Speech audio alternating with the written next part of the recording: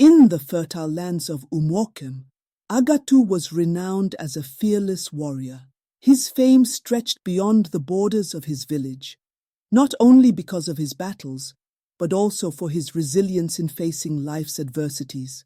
He had everything a man could dream of: wealth, honor, and a loyal family. Yet there was an ache that even his achievements could not ease: the barrenness of his beloved wife, Mbuzo.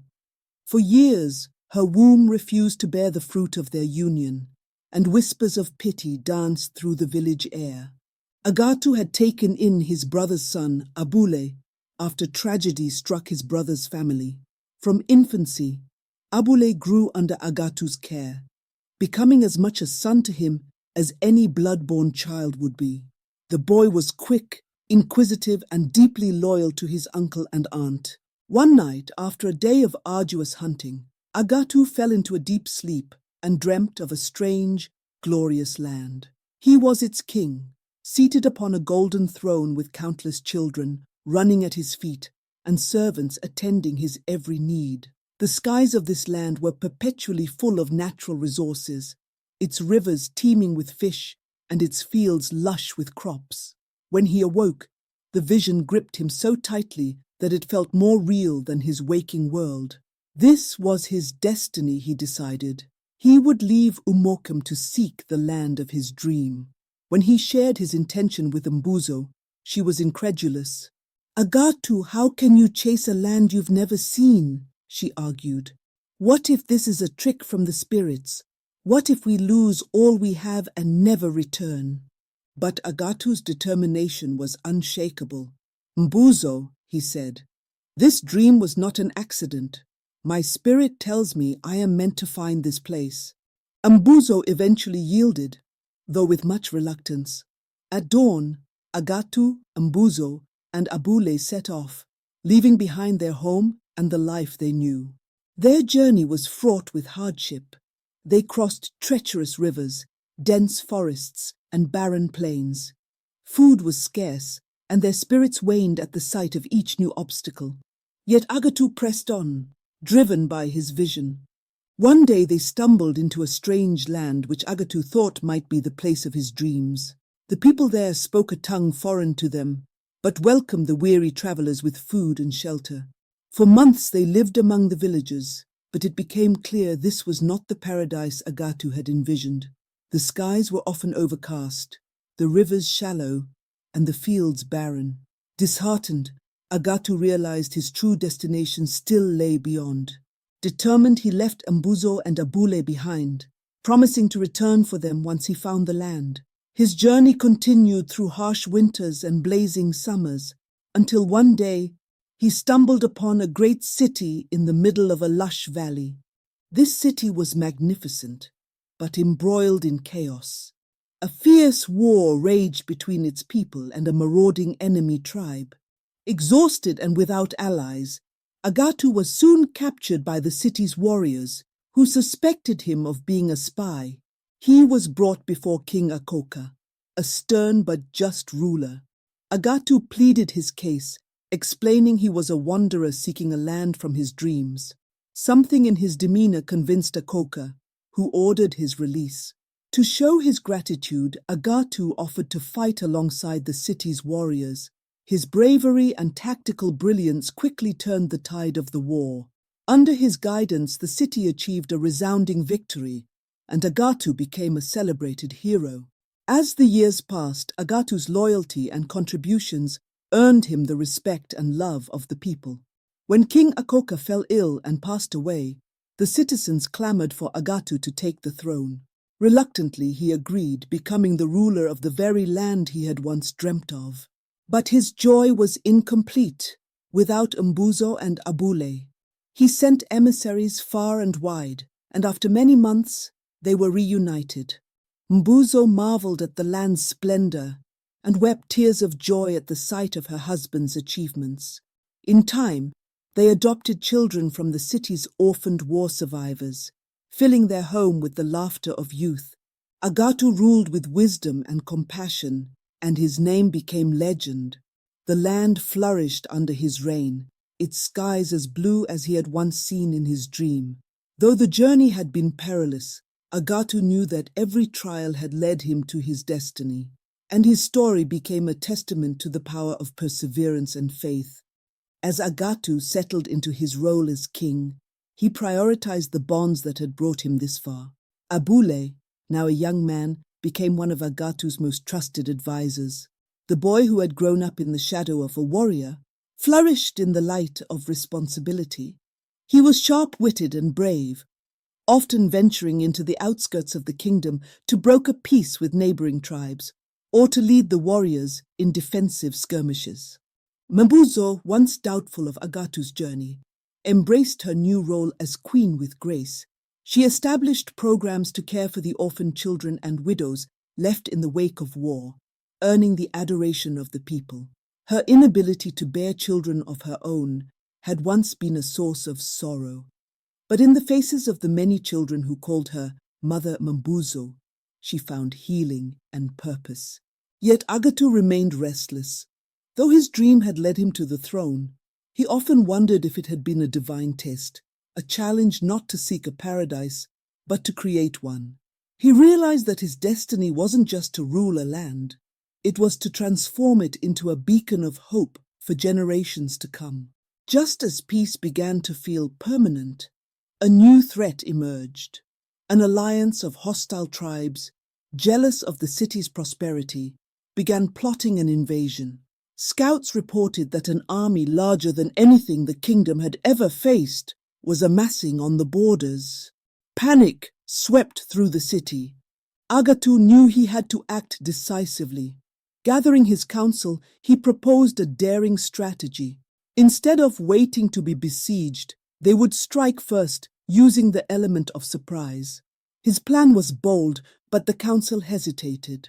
It was risky, and failure could mean the city's doom. In the end, it was Abule who tipped the scales. "My uncle has led us to victory before, even when the odds were against us. If we follow him now, we will triumph again." The council agreed, and Agatu personally led his warriors into battle. The clash was fierce, and the enemy was formidable, but Agatu's leadership turned the tide. With Abule by his side, he drove the invaders into retreat, securing a hard-won victory. The war cemented Agatu's status as a legendary king, but it also took its toll. His once strong body bore new scars, and his hair turned silver as the weight of leadership aged him. Sensing his time as king was nearing its end, he began to prepare Abule to take his place. Years later, on a cool morning as the sun painted the skies golden, Agatu called his family and council together. Standing in the grand hall where he had once been crowned, he passed the mantle of leadership to Abule. The young man knelt before him, and with trembling hands, Agatu placed the ceremonial crown upon his nephew's head. The hall erupted in cheers, but Agatu's heart was calm and content. As Abule rose to his feet as the new king, Agatu and Mbuzo retreated to a quiet corner of the kingdom where they lived out their days in peace. The laughter of children still filled their home, and the stories of their journey became a source of inspiration for generations. In his final days, Agatu dreamt again. This time, he stood on a hill overlooking the city he had helped shape. Children played in the streets, markets buzzed with life, and the people lived in harmony. The dream wasn't a vision of another land. It was of the life he had built. When Agatu passed, the entire kingdom mourned, but they also celebrated the warrior king who had defied the odds and turned a dream into reality. His story lived on, carved into the walls of the palace and sung in the songs of the people. And so the land Agatu had once sought became not just his destiny, but his eternal legacy, a kingdom born of dreams, forged in perseverance and sustained by love. As dawn broke over the village of Umuokem, Mbuzo stood at the doorway, her arms crossed, watching Agatu pack his belongings. The air between them was heavy with unspoken tension. Finally, she broke the silence. "Agatu," she said, her voice firm, "do you even know what you're chasing? A dream is nothing more than a shadow, What if this land of yours doesn't exist? Agatu paused, turning to face her. His expression was resolute but tinged with a tenderness reserved only for her. Mbuzo, I cannot ignore this. My spirit felt alive in that dream, as though it was showing me what could be. I won't sit here in regret for the rest of my life, wondering if I should have gone. Mbuzo's brows furrowed, her frustration spilling out. And what about us? Your family? Are we to wander endlessly chasing the unknown? What if the dangers are greater than the promise? Abule, sitting quietly in a corner, spoke up for the first time. Aunt Mbuzo, if Uncle believes in this, then I believe in him. He has always found a way before, hasn't he? Mbuzo's gaze softened as she looked at the boy. You're too young to understand the weight of this decision, she said, but her voice lacked its earlier edge. She turned back to Agatu. If we're doing this, we need to prepare properly. Food, tools, supplies. Agatu placed a hand on her shoulder. I promise you, Mbuzo, I'll protect you and Abule. We'll face whatever comes together. Reluctantly, she nodded. Then let's hope this dream of yours is worth the cost. Days turned into weeks as the trio journeyed through perilous terrains.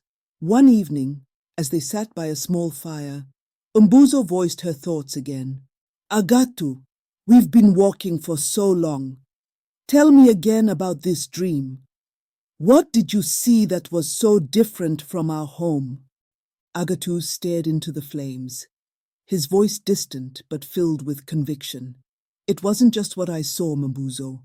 It was what I felt. There was peace, a completeness I've never known. The skies were clear, the land bountiful. And the children, they were ours, Mbuzo.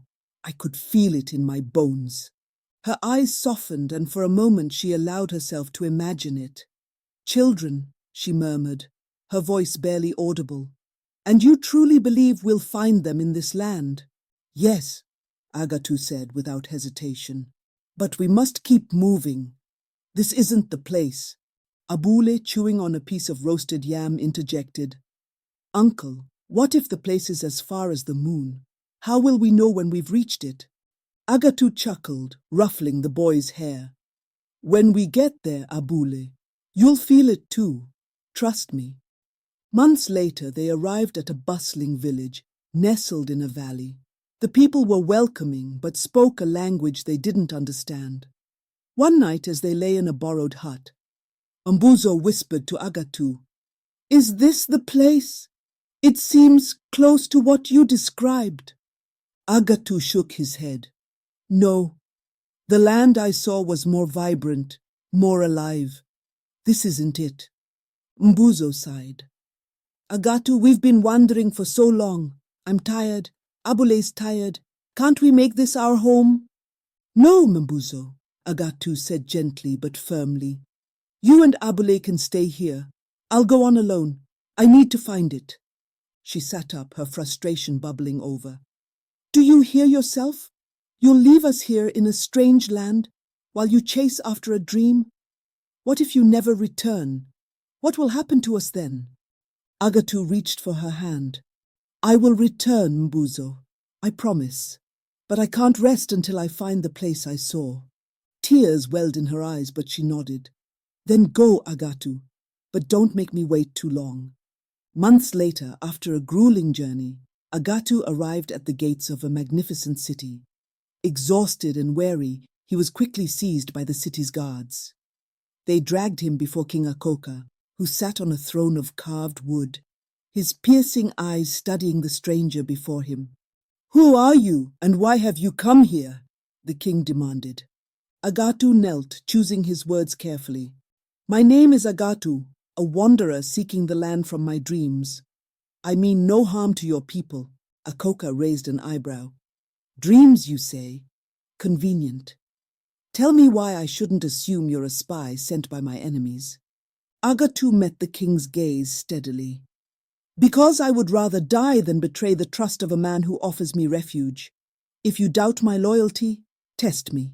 Let me fight alongside your men. Let me prove my worth. The king leaned back, intrigued. You speak with courage, Agatu. Very well. Join us in battle, and we shall see if your actions match your words." Weeks later, Agatu's bravery in battle became the talk of the city. He devised strategies that turned the tide of war, leading the city to victory. As the soldiers celebrated, King Akoka called him to the throne room. "You've proven yourself, Agatu," the king said. "You came here as a stranger, but now you are one of us. What do you seek in return?" Agatu bowed deeply. "Only a place for my family and the chance to serve this land." The king smiled. "Then consider this your home. And perhaps one day it will be more than that." Thus, the journey that began with a dream led Agatu to his destiny. But even as he gained fame and power, his thoughts remained with Mbuzo and Abule, knowing his journey would not be complete until they were by his side. Years passed in the strange land where Agatu had made his home. His courage and strategic mind had earned him a place at King Akoka's side, and the people celebrated him as a hero. Yet in the quiet moments of the night, Agatu's thoughts always drifted to Mbuzo and Abule. Were they safe? Had they given up waiting for him? One day, after a grand council meeting, Agatu approached the king. "Your Majesty," he began, bowing deeply, "you have given me much: honor, a home, and trust. But I cannot find peace until I bring my family to this land." King Akoka leaned forward, his expression thoughtful. "You have been loyal and steadfast, Agatu. If your family is anything like you, they will strengthen our people. Take my best riders. They will help you find your wife and the boy you've spoken of." Grateful beyond words, Agatu set out with the riders. Their journey retraced the treacherous paths he had taken years before. Memories of Mbuzo's laughter and Abule's eager questions spurred him on. In the valley where he had left them, Agatu found Mbuzo and Abule living among the villagers. They were thinner, their clothes worn, but their faces lit up with joy when they saw him. Mbuzo ran to him, her tears flowing freely as she embraced him. "You came back," she whispered, her voice trembling. "You really came back." Agatu held her tightly. "I promised I would."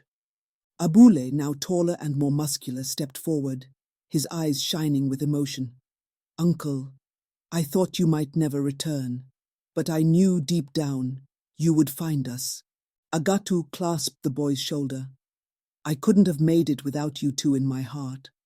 Mbuzo wiped her tears and asked, "Did you find it? The land from your dream?" Agatu smiled. "Yes, and now it is ready to welcome us all."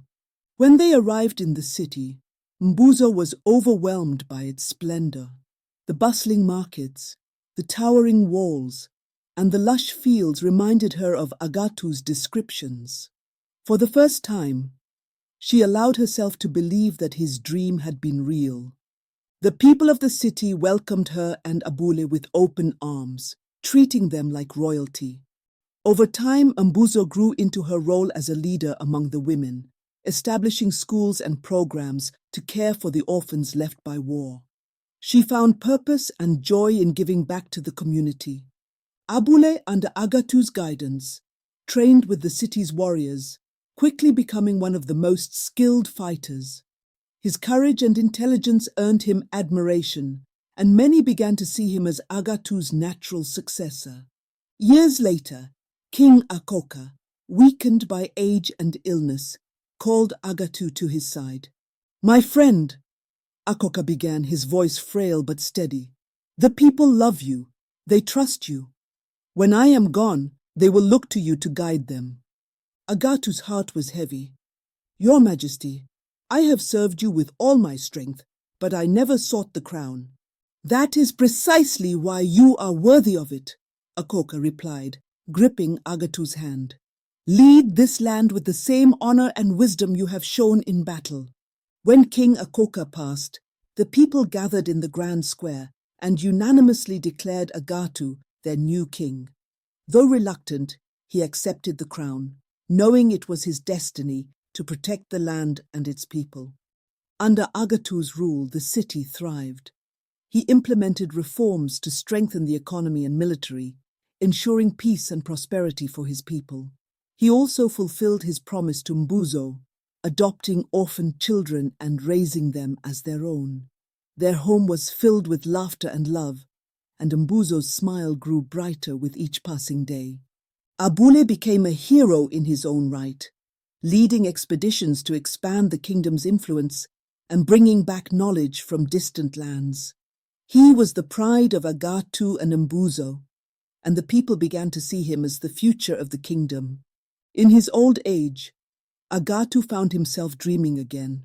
This time, he stood on a hill overlooking the city, surrounded by Mbuzo, Abule, and their adopted children. The land was vibrant, its people joyous and free.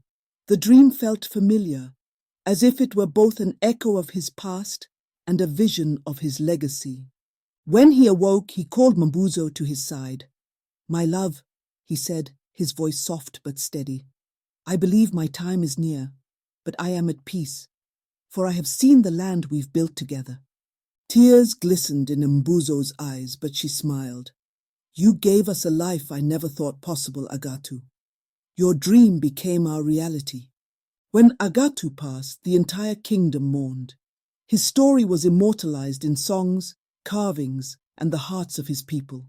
Abule ascended the throne, continuing his uncle's legacy of justice and compassion. Agatu's story became a tale told to children, a reminder that courage, faith, and perseverance could turn even the wildest dreams into reality. The land he had once seen in his sleep now stood as a testament to the power of hope and the strength of a family bound by love. And in every sunrise over the city, the people saw the spirit of their warrior king, watching over them always. Years after Agatu's passing, the kingdom he had built flourished under the rule of Abule. The young man, once a curious boy full of questions, now sat on the throne with wisdom and strength inherited from his uncle. Yet, as much as Abule ruled with his mind, he ruled with his heart, guided by the stories Agatu had shared. One evening, after settling a dispute between neighboring tribes, Abule visited Mbuzo in her quarters. She was now older, her once black hair streaked with silver, but her eyes still held the fire of her youth. "You handled that matter with such grace, Abule," Mbuzo said, pride evident in her voice. "Your uncle would have been proud." Abule sat beside her, his face thoughtful. "I've been thinking about him a lot lately, Aunt Mbuzo. He sacrificed so much for this kingdom. Do you think he ever regretted leaving the village? Leaving behind the simplicity of life there?" Mbuzo smiled, her gaze distant as if she were peering into the past. "Your uncle was a man of dreams, Abule. Once he set his mind on something, he never doubted it, no matter how difficult the journey. He didn't regret leaving because he knew he was walking towards something greater. For himself, for me, and for you." Abule looked down, his voice quiet. "Do you think I'll ever live up to his legacy?" Mbuzo reached for his hand, her grip firm. "You already have, Abule. You are a part of his legacy. Every decision you make, every life you touch, it's all part of the story he began. But remember, you're not meant to be him. You are meant to be you. That is what will make this kingdom stronger." Years into his reign, Abule began to experience dreams of his own. In them, he stood in a vast, uncharted land, much like the one Agatu had described in his youth. The land was fertile, the rivers sparkling under the sun, and the people there seemed to call out to him. One morning he shared his dreams with Mbuzo. "Aunt, it feels as though the spirits are guiding me. Perhaps there is more beyond the borders of our kingdom. What if Uncle's journey was only the beginning?" Mbuzo listened carefully, her expression contemplative. "If these dreams are as vivid as you say, perhaps they are a calling. But Abule, you must ask yourself, are you ready to leave the comforts of what you've built? To face the unknown as your uncle did?" Abule nodded slowly. "I believe I am. Uncle's blood runs in my veins, and his courage burns in my heart. But this time, I won't journey alone." Abule announced his intention to explore the lands beyond the kingdom. His declaration was met with a mixture of excitement and concern. The people trusted him but feared for his safety. Mbuzo, though reluctant to see him go, supported his decision. Before he left, she handed him a carved pendant, one that Agatu had once worn. "Take this," she said. "It was your uncle's reminder of home. Let it remind you that no matter where your journey takes you, you carry this kingdom and its people with you." Abule kissed her hand. "I will honor him and you, Aunt Mbuzo. I promise." With a small band of warriors, scholars, and builders, Abule set out, determined to discover the lands that called to him in his dreams. As he crossed rivers and climbed mountains, he thought of Agatu and the path he had paved. He imagined his uncle walking beside him, offering advice and encouragement. The journey was long and fraught with challenges, but Abule never wavered. He believed that, like Agatu before him, he was meant to transform a dream into reality. Back in the kingdom, Mbuzo became a symbol of wisdom and endurance. She spent her days teaching the children the stories of Agatu and Abule, ensuring that their legacy would never be forgotten. And so the cycle continued, one dream inspiring another, one journey paving the way for many. The kingdom stood as a monument to the power of hope, courage, and the belief that even the most impossible dreams could lead to greatness. Abule's expedition marked the beginning of a new chapter, proving that the spirit of Agatu lived on, not just in the land he had built, but in the hearts of those who dared to dream. As Abule and his expedition ventured further from the kingdom, the landscape transformed into one of mystery and wonder. Rolling hills gave way to dense forests, and the air carried scents of unknown blossoms and distant rains. The small band of travelers found themselves in awe, but also weary, for the land was untamed, its beauty hiding dangers they could not yet see. One evening, as they camped beside a calm river, a young warrior named Udoka approached Abule. "My king," Udoka said, bowing slightly, "I've been thinking about the stories you've told us of your uncle Agatu. He dreamed of a place and found it. Do you believe that same destiny awaits you here?" Abule looked into the fire, the flickering flames reflecting in his thoughtful eyes. "Udoka, my uncle didn't just dream of a land. He dreamed of a life filled with purpose, family, and growth. I believe this journey isn't just about finding new lands. It's about discovering who we are when faced with the unknown. Whatever awaits us, it will be worth the sacrifice." Udoka nodded, reassured by his leader's conviction. "Then we will follow you, no matter where this road leads." Weeks later, the expedition stumbled upon a hidden valley surrounded by towering cliffs. It was unlike anything they had ever seen. The air was crisp, the ground fertile, and the water from a cascading waterfall glistened like diamonds. Yet, the valley was not uninhabited. A small community of people lived there, their homes built into the cliffs and their culture rich with music, art, and storytelling. At first they were wary of the newcomers, but Abule's kindness and humility won them over. He spent days learning their language, their customs, and their history. One evening, the elder of the valley, a woman named Nkemdi, spoke to Abule in her soft yet commanding voice.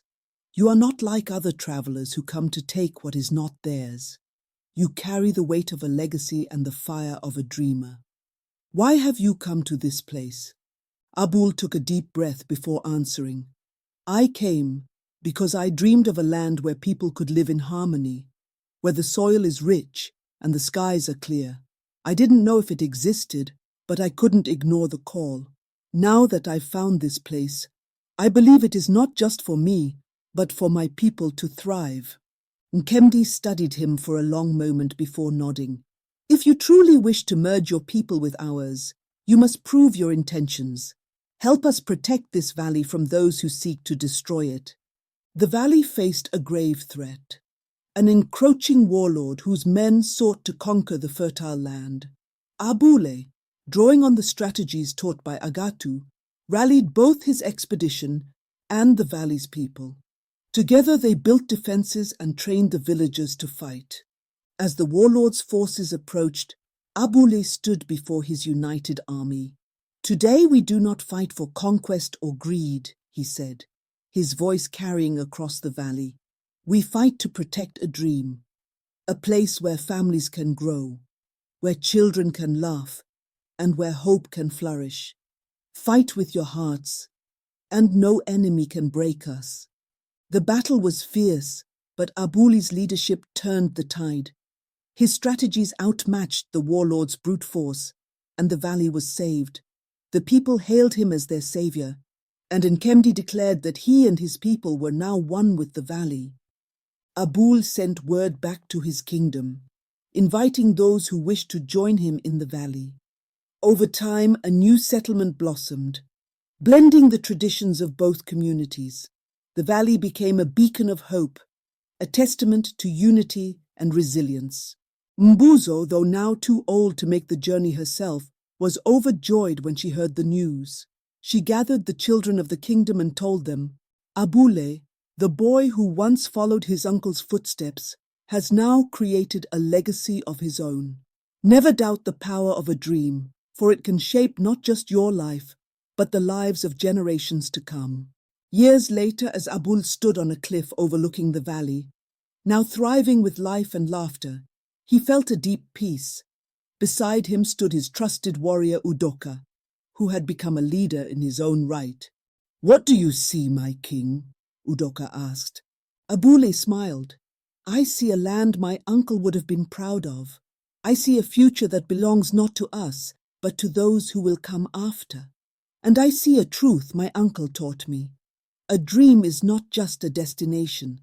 It is a journey that never truly ends."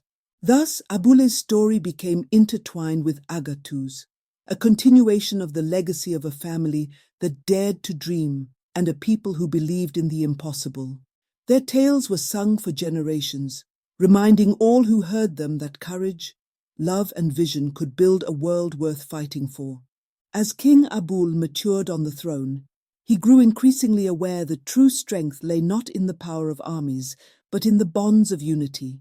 The neighboring villages, many of which had been at odds for generations, needed peace and collaboration to ensure lasting prosperity. Among these villages was Okanyu, known for its fertile lands but also for its fierce warriors. Years before, Okanyu had been embroiled in a bitter land dispute with a smaller village, Umuokem, over a river that bordered their territories. The dispute had escalated into a prolonged and bloody conflict, leaving both sides wary and resentful. King Abule saw an opportunity to transform hostility into partnership. He summoned his council and said, "The divisions among our neighbors weaken us all. It is time we turn our swords into tools of progress and our enmity into alliances. I will go to Okanyu and Umuokem myself." Abule's arrival in Okanyu was met with cautious respect. The elders of the village, led by Chief Dabere, welcomed him into their council chambers. "What brings a king of your stature to our humble village?" Dabere asked, his tone neutral but curious. Abule responded with sincerity. "Chief Dabere, I have come to speak of peace. The quarrel between Okanwe and Umuokem has bled both lands dry for too long. I propose a solution that will benefit not just your village but the entire region." Chief Dabere raised an eyebrow. "And what solution does the king suggest?" Abule outlined his plan. The disputed river would no longer belong to either village, but would instead become a shared resource, open for irrigation, fishing, and trade. To ensure fairness, a council of representatives from both villages would oversee its use. "You speak of sharing with those who have wronged us," said one of Dabere's advisers. "How can we trust them?" Abule's response was firm. "Trust begins with action. If Okanyu takes the first step toward reconciliation, Umuokem will follow. I have spoken to their leaders, and they too seek an end to this strife. Together we can turn this river from a source of division into a lifeline for all. Under Abule's leadership, a historic meeting was arranged at the riverbank. Representatives from Okanue and Umuokem gathered, along with leaders from other neighboring villages. Abule presided over the assembly, flanked by his trusted advisors and warriors, not as a show of force, but as a symbol of unity. Today, Abule began, his voice resonating over the murmurs of the crowd. We stand not as enemies, but as stewards of a land that nourishes us all. Let this river be a testament to what we can achieve when we put aside our differences. The ceremony concluded with both Chief Dabere and Umuobela's elder, Mama Ashika, signing a pact of peace. As a gesture of goodwill, Abule promised to send engineers and laborers to build irrigation systems that would benefit both villages equally. The crowd erupted in applause, and for the first time in decades, Okanue and Umuokem shared a meal together by the river. Abule's vision didn't stop at reconciliation. He saw the potential for economic growth through trade. He invited artisans, farmers, and merchants from every village to a grand summit in his capital.